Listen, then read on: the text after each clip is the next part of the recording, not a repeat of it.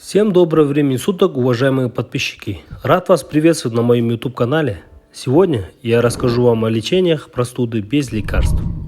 Ну а перед тем, как приступить к просмотру данного ролика, подписывайтесь на мой канал, поставьте лайки, а также жмите на колокольчик, чтобы не пропустить следующие подборки.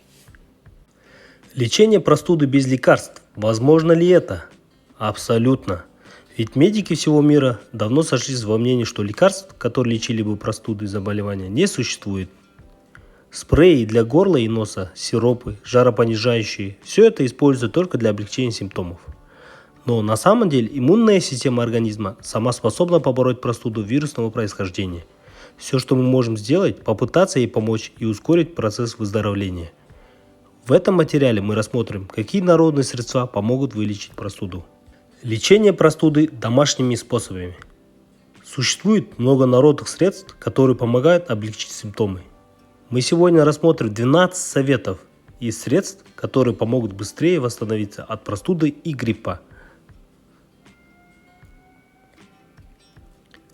Совет номер 1. Знайте, когда не нужно лечить симптомы. Раздражающие симптомы простуды являются частью естественного процесса выздоровления. Если вас беспокоит кашель, насморк, высокая температура, это признак того, что иммунная система борется с болезнью. Благодаря повышению температуры организм создает более жаркую среду и за счет этого уничтожает вирусы. Также горячая среда заставляет защитные белки быстрее циркулировать по кровотоку и эффективно выполнять свою работу. Таким образом, если мы переносим умеренное повышение температуры на протяжении 1-2 дней, мы можем быстрее выздороветь. Кашель – это еще один продуктивный симптом. Он очищает дыхательные пути от слизи, которая способна переносить микробы в легкие. Даже заложенный нос лучше либо лечить пассивно, либо вообще не лечить. Совет номер 2. Сморкайте нос чаще и делайте это правильно. Важно регулярно высмаркивать нос, а не втягивать слизь обратно в носовую полость.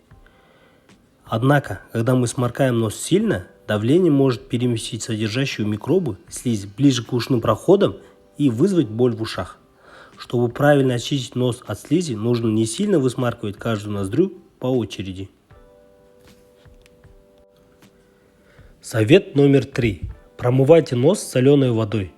Лечение простуды народными средствами невозможно представить без промывания носа соленым раствором. Эта процедура помогает разбить скопление слизи, а также удалить частицы вирусов и бактерий.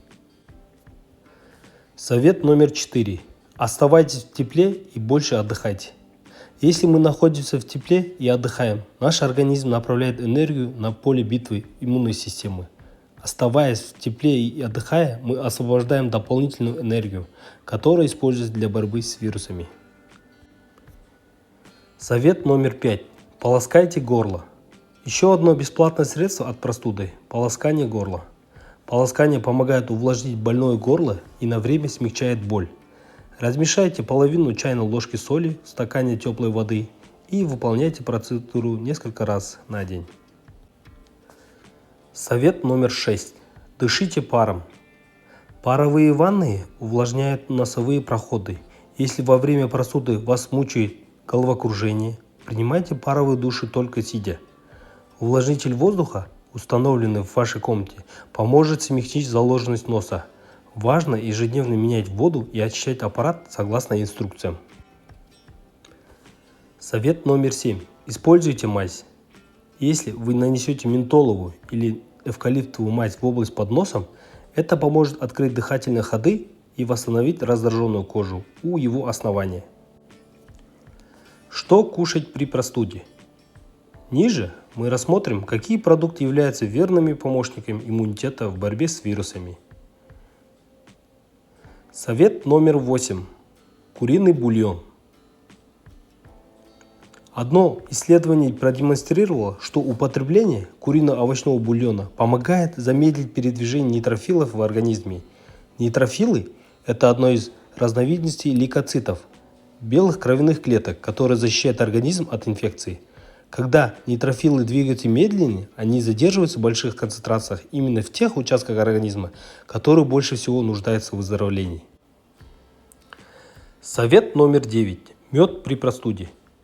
Этот сладкий продукт обладает антибактериальными и противомикробными свойствами. Питье чая с медом и лимоном помогает смягчить боль в горле. Исследования также показывают, что мед является эффективным средством для подавления кашля. В одном из научных экспериментов детям перед сном давали 10 граммов меда, благодаря чему они не так сильно кашляли и крепче спали. Никогда не давайте мед детям младше 1 годика, ведь в этом сладком продукте могут содержаться споры ботулизма. Обычно эти бактерии безвредны для старших детей и взрослых, но иммунная система этих младенцев не в состоянии с ними бороться. Совет номер 10. Чеснок от простуды. В этом остром продукте содержится вещество аллицин, которое обладает противомикробными свойствами. Аллицин можно употреблять в 2 формах: из самого чеснока, либо в виде добавки экстракта чеснока. Во втором случае у вас изо рта не будет пахнуть. Чеснок от простуды – это одно из самых эффективных средств, которое смягчает выраженность симптомов. Согласно результатам некоторых исследований, аллицин и вовсе способен предотвратить простуду. Совет номер 11. Витамин С при простуде. Этот микронутриент выполняет важную роль для нормального функционирования организма. Лайм, апельсин, кейпфрут, лимон и зеленые листовые овощи являются прекрасным источником витамина С. Добавление свежего лимонного сока в чай с медом поможет уменьшить выработку слизи. Хотя витамин С от простуды не вылечит, поедание цитрусовых и питье чая с лимоном обеспечит организм важным питательным веществом, в котором нуждается иммунная система. Совет номер 12. Пейте больше теплой жидкости. Горячий чай, компот, супы и другие жидкости облегчают заложенность носа, а также предотвращает обезвоживание. Питье горячих напитков также успокаивает воспаленные мембраны, которые выстилают слизистую оболочку носовой и ротовой полостей.